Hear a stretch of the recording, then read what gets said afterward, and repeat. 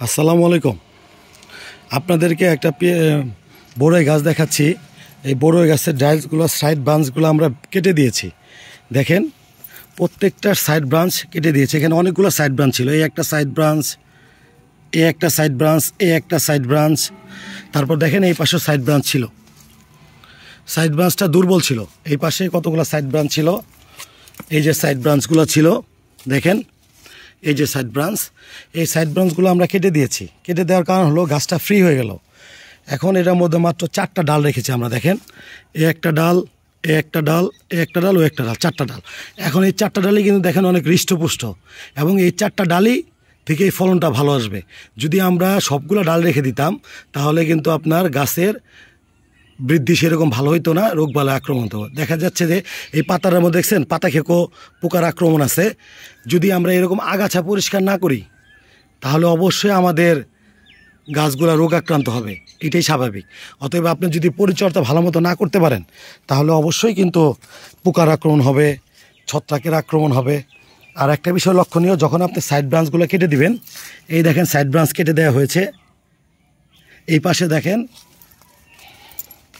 এই যে সাইড ব্রাঞ্চটা কেটে দেওয়া হয়েছে, এই পাশেও সাইড ব্রাঞ্চগুলো কেটে দেওয়া হয়েছে, দেখা যাচ্ছে। তো এই সাইড ব্রাঞ্চগুলো যখন আপনি কেটে দিবেন তখন আপনার অনুমোদিত যে কোনো ছত্রাকনাশক, সেটা আপনার কার্বনডাজিম হতে পারে, সেটা আপনার হতে পারে ম্যানকোজেব গ্রুপের ওষুধ, ছত্রাকনাশক, সেটা স্প্রে করে দিতে পারেন। আর যদি কোনো এরকম গাছের মধ্যে যদি পোকার আক্রমণ থাকে, এই যেমন পাতাগুলো খেয়ে ফেছে, পাতা খেকো পোকা, সেই ক্ষেত্রে আপনার হবে কি, তাহলে আপনার যে কোনো অনুমোদিত কীটনাশক স্প্রে করতে হবে। সেটা ক্লোরোপাইরিফস গ্রুপের কীটনাশক স্প্রে করতে হবে, যাতে আপনার গাছটার পোকার আক্রমণ থেকে রক্ষা করতে পারে। তাহলে এখানে তো বোঝা যাচ্ছে আমরা দুইটা জিনিস করব।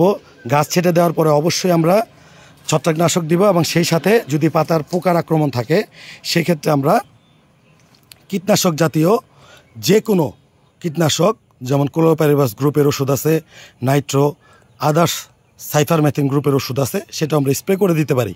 এটি স্প্রে করে দিলে হবে কি, গাছের পোকার আক্রমণটা হবে না, গাছের বাড়তিটা অনেক ভালো হবে এবং ফলটা খুব দ্রুত চলে আসবে।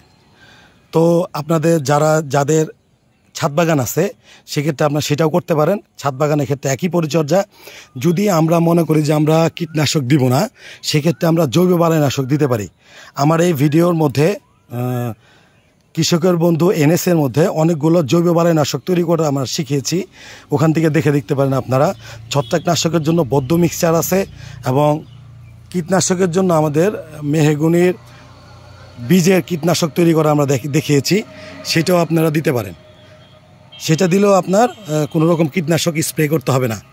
আর অবশ্যই এই আগাছাগুলো পরিষ্কার করে দিতে হবে। দেখেন এখানে প্রচুর আগাছা, যারই গাছ এটা একদম অযত্নে অবহেলায় আছে, সেক্ষেত্রে আগাছা পরিষ্কার দিলে হবে কি, আপনার 50% আপনার আক্রমণটা কমে যাবে, পোকার আক্রমণ কমে যাবে।